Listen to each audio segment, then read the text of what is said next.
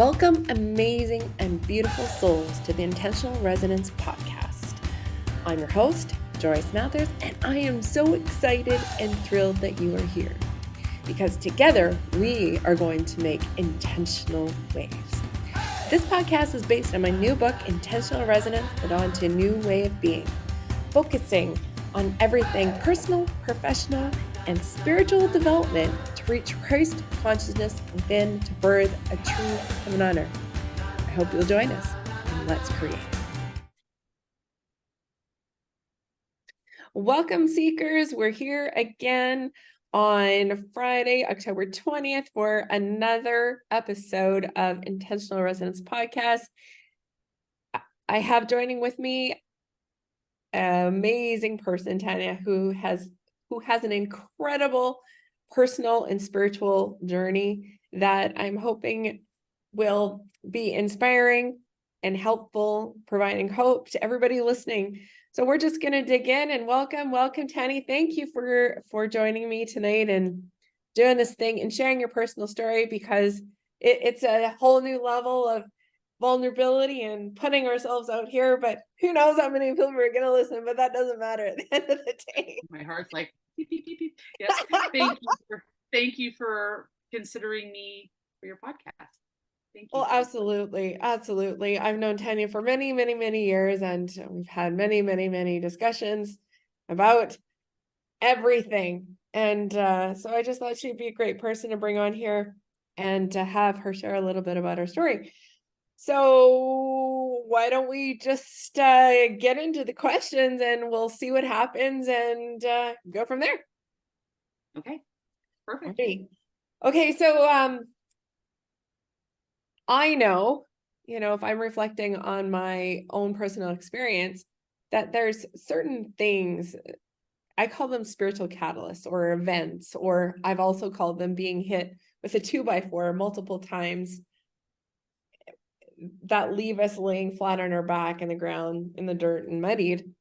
And that typically an event like this or a series of events are catalysts to our own personal growth and spiritual awakening and evolvement. I'm curious, what was that event or series of events for you? Well, I was raised a Jehovah's Witness, so there've been many, that's for sure. When I think about the main ones, definitely once I left the Jehovah's Witnesses at 28 years old, and I had conversations with my older brother who was also leaving the Jehovah's Witness organization, like pretty much simultaneously, we were stepping out of it.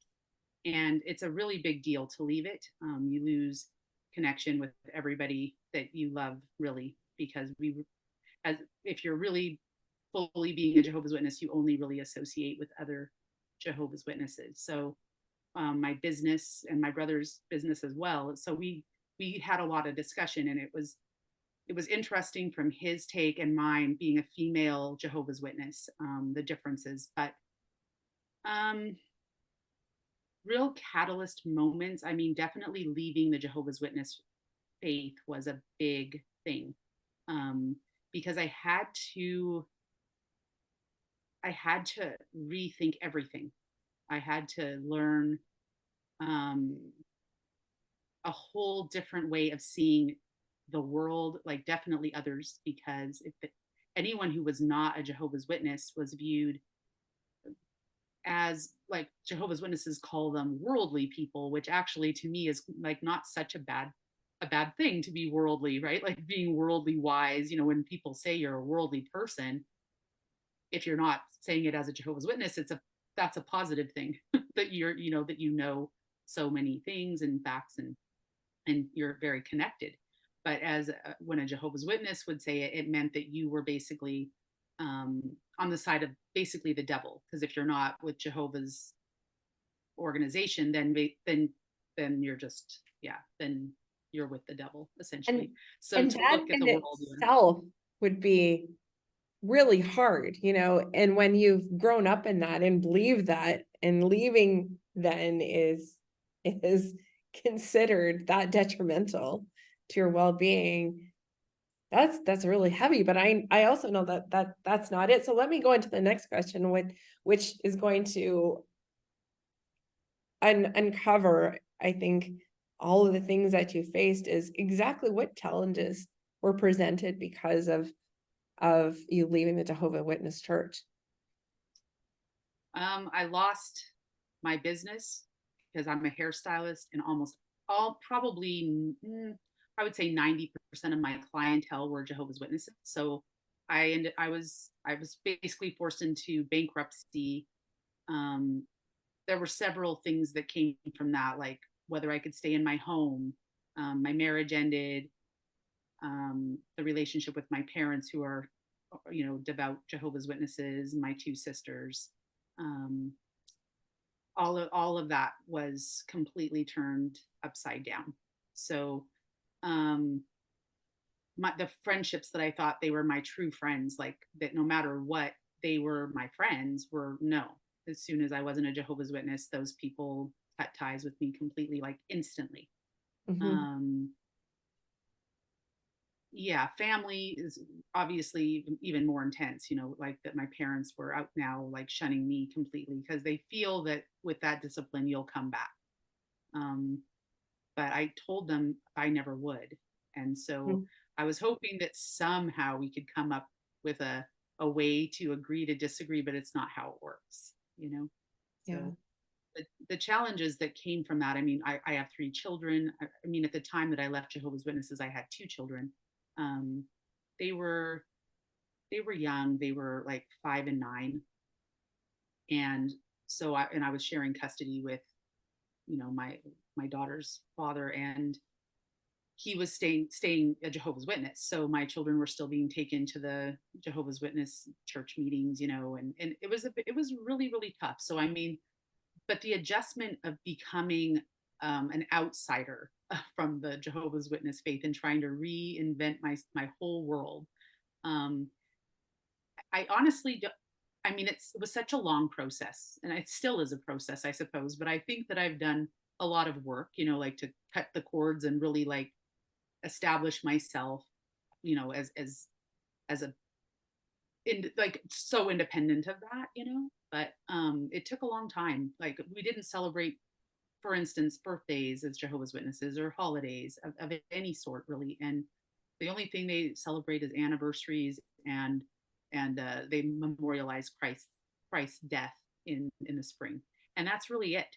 So the world that the normal world, they celebrate all of these different things and birthdays, and so to try to integrate into that and then have that with my children, after telling them, for the beginning of my two oldest lives, that all of that was pagan, even though it never set well with me. And it's not even that I don't believe that there's some really kind of nasty underlying things maybe to some celebrations, because I'm not so blind to not understand that. I get that Jehovah's Witnesses have their reasons, um, for where they come up with that stuff, but it's a whole new take on it, and then introducing that into my life and into my children's lives. Right. But how devastating, right? You were literally completely devastated and abandoned by family, friends, and even seeking a completely new identity. Mhm. Tell Yeah. me, how did you come through? How did you come through those challenges? Um, Honestly, being a hairstylist was like such a good choice for me, because I still had clients that I had, like that 10% that were not Jehovah's Witnesses. And so I, through some different negotiations, was able to stay in my home where my business was built. And it was built inside my basement, the basement of my home. And I was able to stay there, through the bankruptcy that I had and just everything, with what I thought was help from my parents. And anyway, there's a very big story to that, as you know. And so I stayed in my home, um, kept my business going, and so I rebuilt my clientele. And because when you're doing hair, it's very personal, with you know with, with your clients, and they were my friends. They really became like my family, you know. So that's what saved me for sure.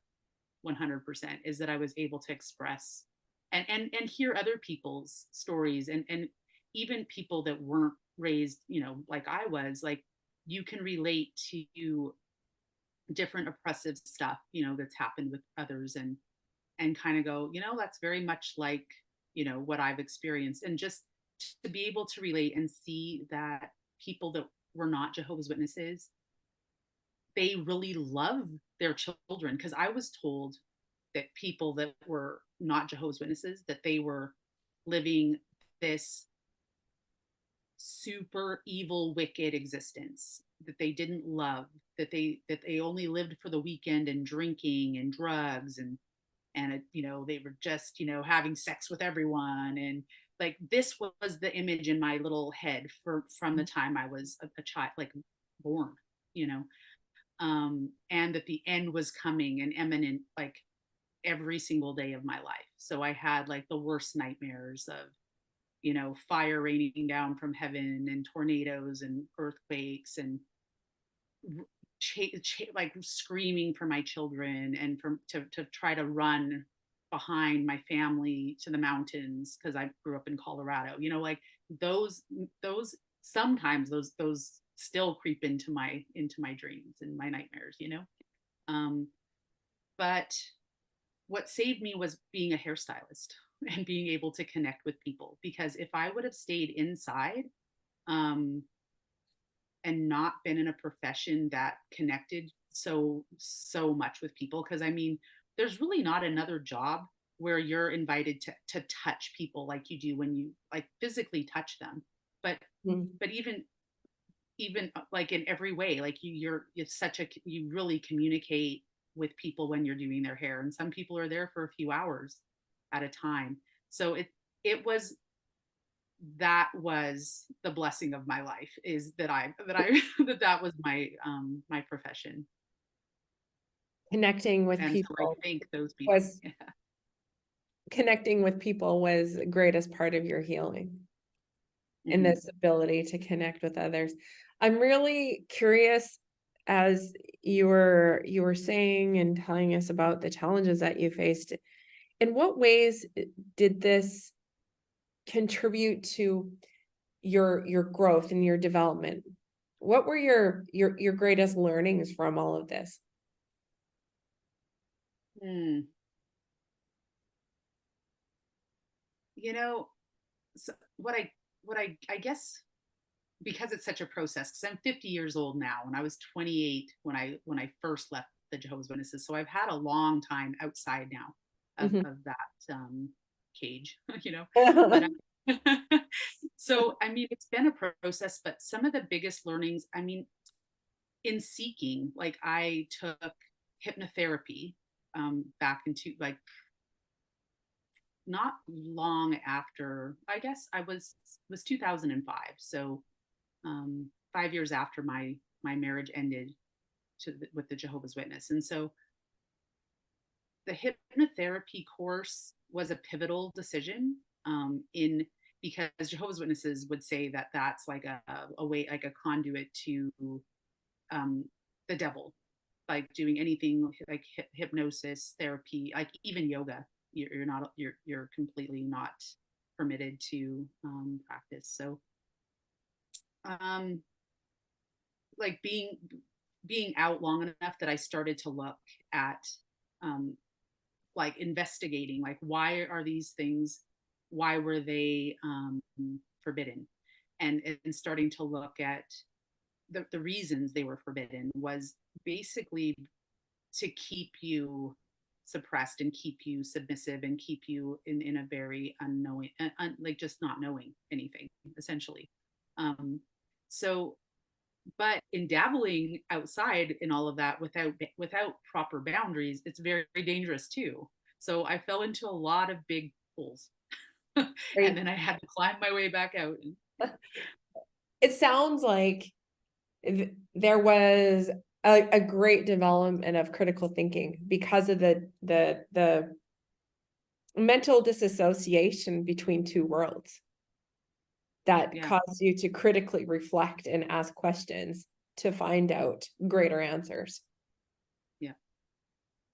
That leads me to the question of in what ways did this change? And I know this has happened over a long period of time, Tanya, but if you would share the ways in which this changed your relationship with spirituality, with God, and the way that you define that now for yourself. Yeah.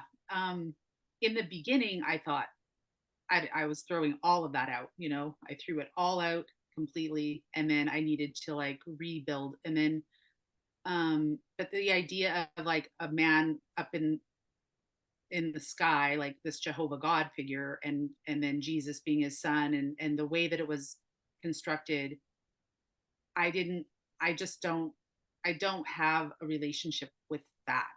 Now it's very different how I view it. And it's not that I don't believe that a man named Jesus walked the earth and did amazing things, because we see a lot of amazing human beings that have walked the earth, and done similar things as the story of Jesus Christ. So it's not that I don't believe in that story even, but how that connects to a source or a God figure, I believe much different. And so in my seeking journey and talking with people, and what I believe now, it's a much different construct, like that we all are part of one big beautiful source energy, and we're an expression of it, individual but not separate. And it's and so when I look at people, I when I look into someone's eyes, I think, how could anybody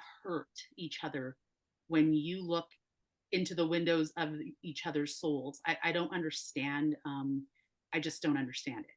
So when someone can still hurt you after that kind of connection, Mm-hmm. that's something that I'm just learning about, um, which is really interesting, because I've had some pretty crazy, dramatic, I guess I would say dark connection, like with really dark individuals, or um, entities, or whatever you want to call it. So I used to think, no, there's good in everyone, but I understand the polarizing, like having the darkness to really know the light. And I do believe everything is there is a balance Mm-hmm. to all of it.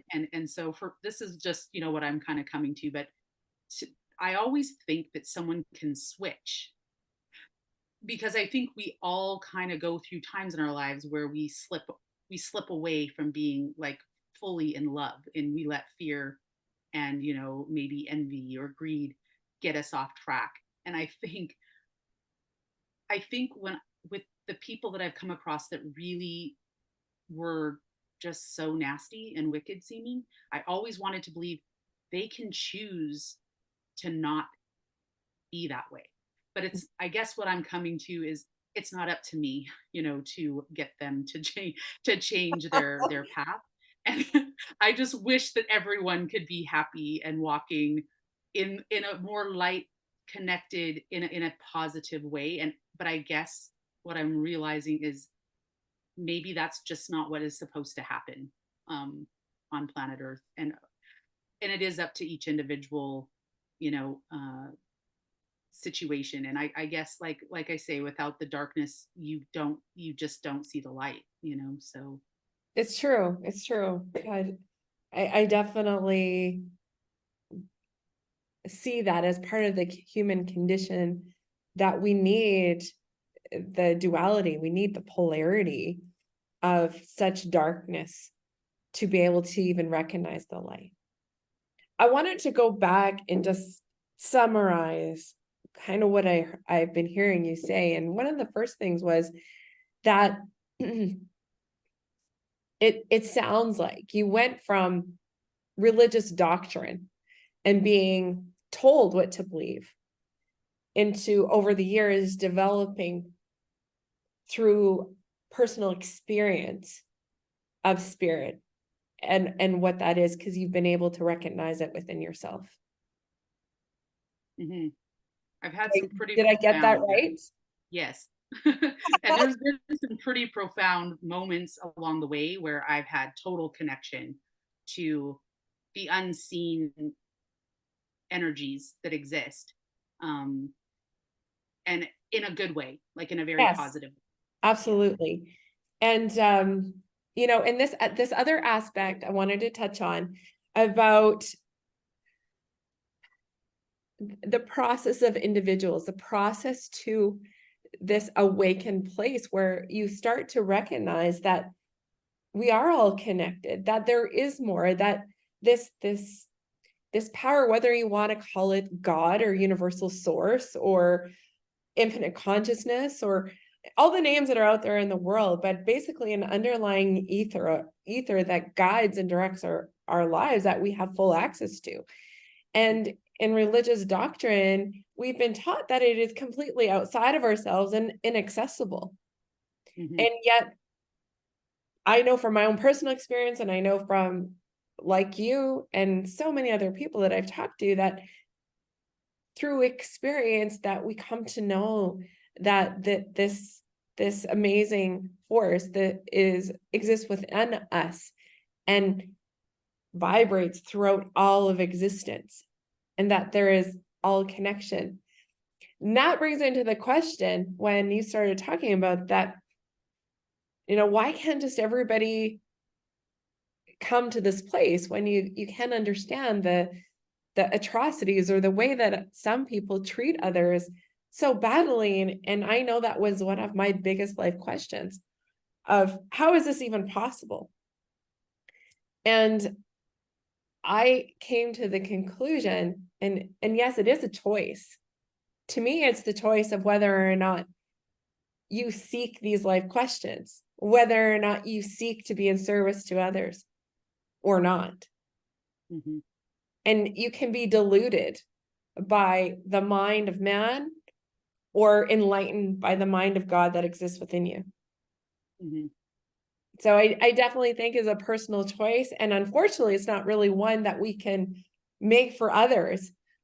But I do see it as a process that I feel that, and I've described it in the recent book that I've released, that there is a tipping point of those who have come to this place of inner awareness of the God within them, that of coming to an internal place of Christ consciousness, just as Jesus did, the awareness and the knowingness that he was one with God and that we all are. And if there's a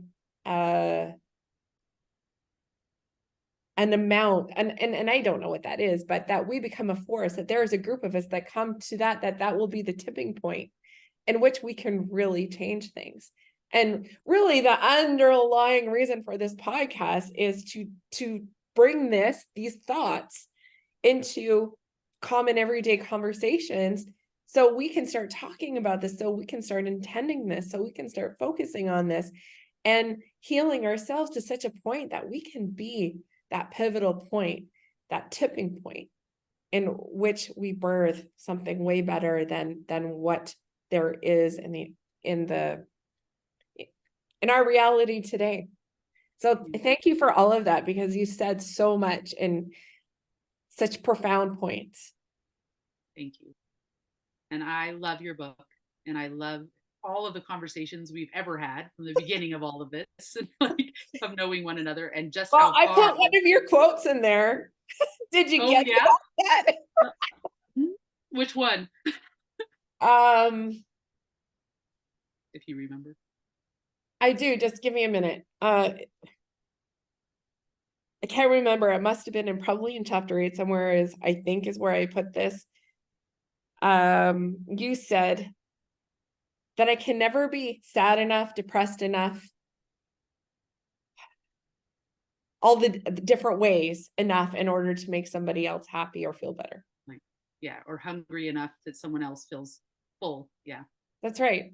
And Yeah. so because it all comes from within us, and by shifting that dialogue within us and deciding to exist and to be in complete alignment with our core authentic self, which I believe is the Christ conscious within, is in alignment with God, because that's the highest vibration we can be, then that is in complete service to ourselves and to others, because we stand in inspiration to others and allow others to learn in their own way, versus trying to make something happen when it's truly outside of our control and it involves other people.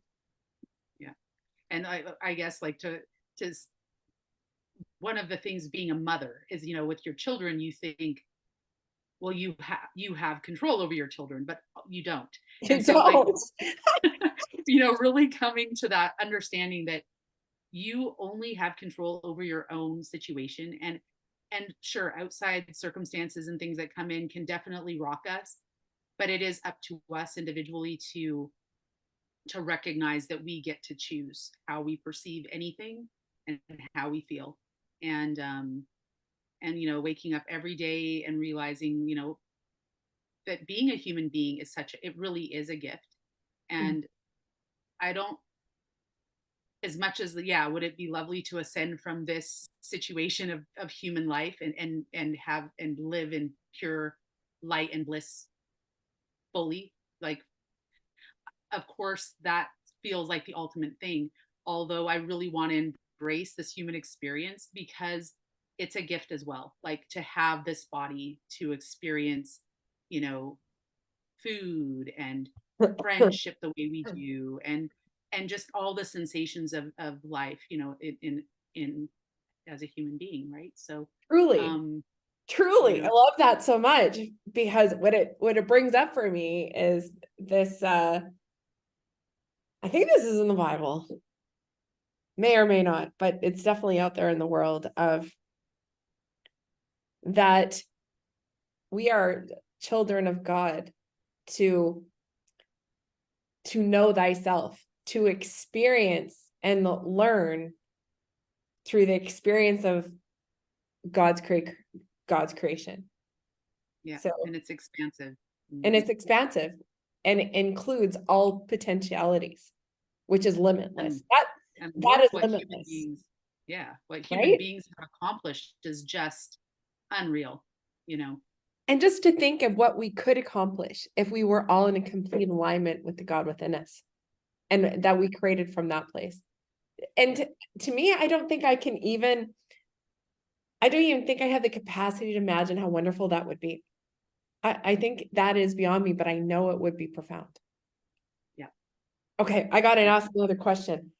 Okay. So far, if I got it all right, I may not have it all, but please correct me, is greatest learnings in your life, this aspect of critical thinking, coming into your own, and that allowed you to come into your own and greater self-awareness and this new relationship with God.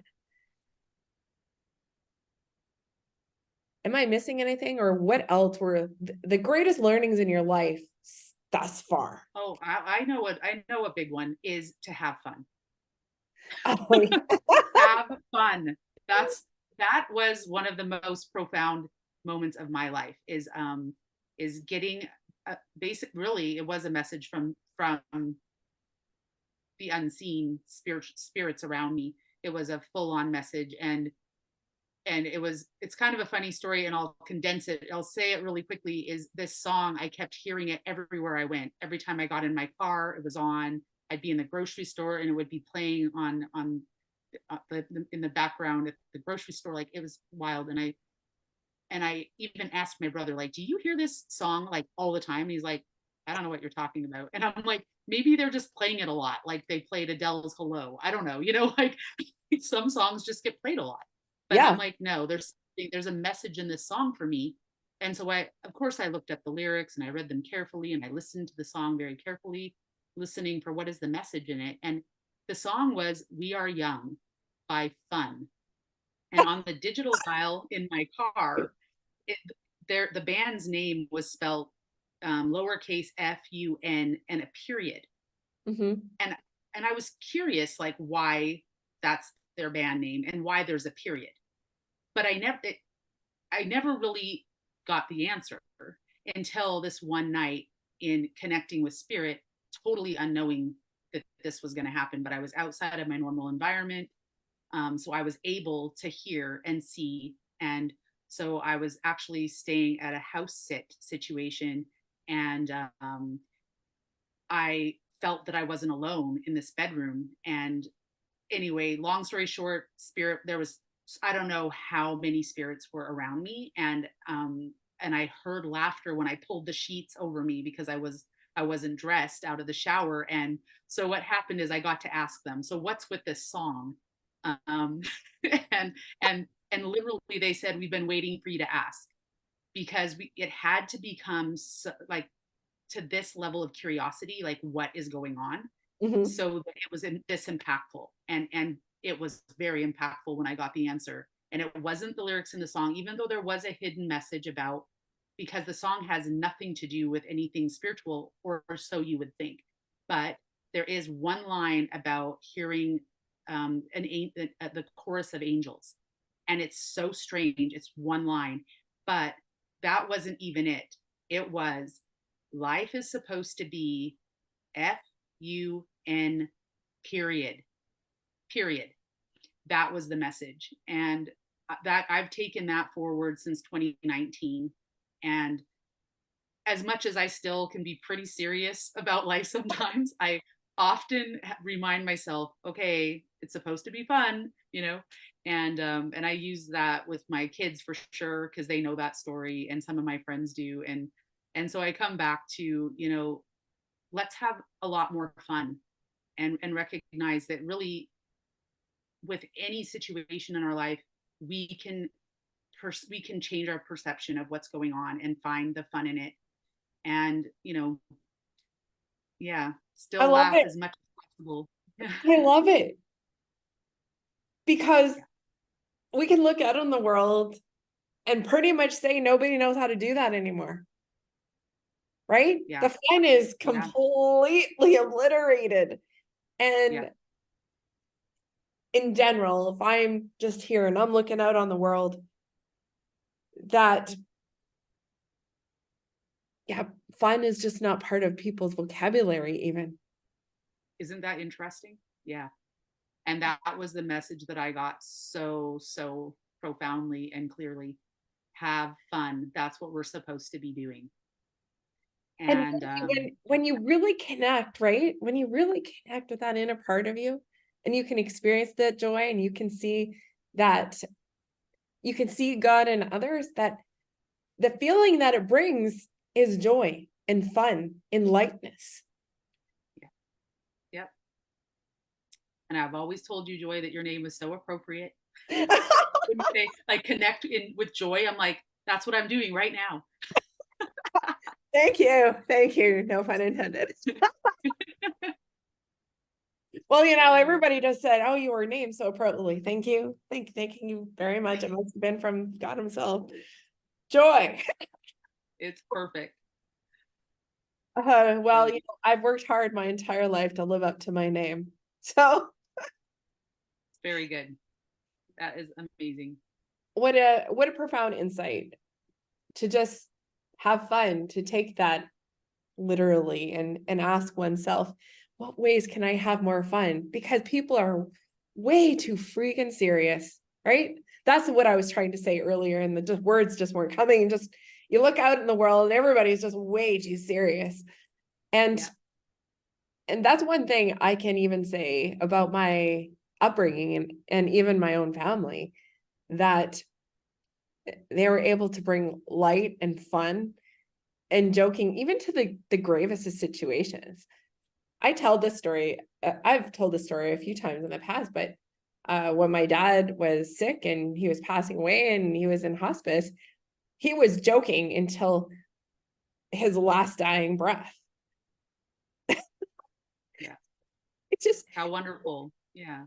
Truly, it makes your head shake. But if we don't have laughter, if we don't have lightness, and if we don't have fun, then really, what is there? We've just been so conditioned for this constant, driving and accomplishing, that we've forgotten heart. We've forgotten fun. We've forgotten the ways in which we truly are supposed to look at life.